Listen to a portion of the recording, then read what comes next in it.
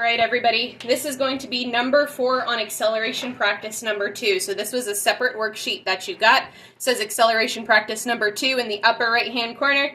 This is my millionth time trying to record these, so I'm going to try to make this quick for you, but also give you some clarity here. So number 4 in acceleration practice number 2 says, Andrew's plane starts at rest and accelerates at a rate of 5.2 meters per second down the runway.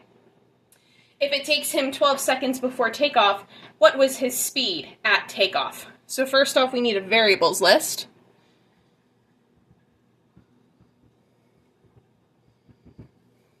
I'm going to try to fit this all on the screen here, so apologies. Got a little bit of a glare, we're just going to work with it. We're going to use the acceleration equation VF minus VI divided by T. The reason I know that I am trying to find that is it says nothing about distance, but it does give me an acceleration, right? So that's going to be our A, 5.2 meters per second. It takes him 12 seconds, so that's going to be my T. The plane starts at rest, so that's going to be VI.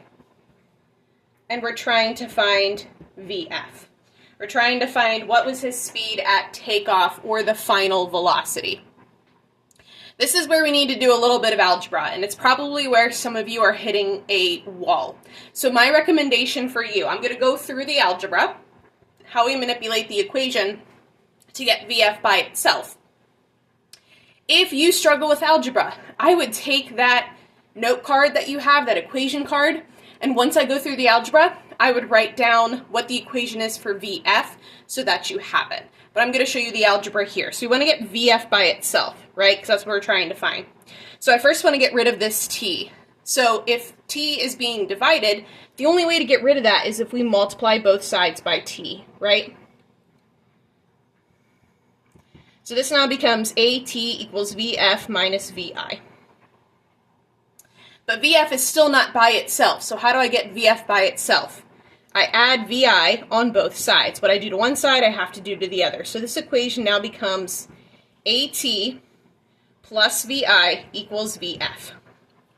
Again, if you're somebody that struggles with algebra, maybe you want to write that on your equation card. If you're somebody who can figure that out algebraically on a quiz or test, great job, my friend. You do that. I'm just going to move my board over a little bit so we have some room to do math. So velocity final equals A times T plus VI. Might go off the screen a little bit there. Let me move it for you. So now we plug and chug. So my acceleration was 5.2. My time is 12 seconds plus VI, which was 0. So that's actually going to make my math super easy, thank goodness. So this is meters per second. This is seconds. So I'm going to do 5.2, and I'm just plugging it into my calculator real quick over here. That's where the delay is. 5.2 times 12, VF becomes 62.4 meters per second.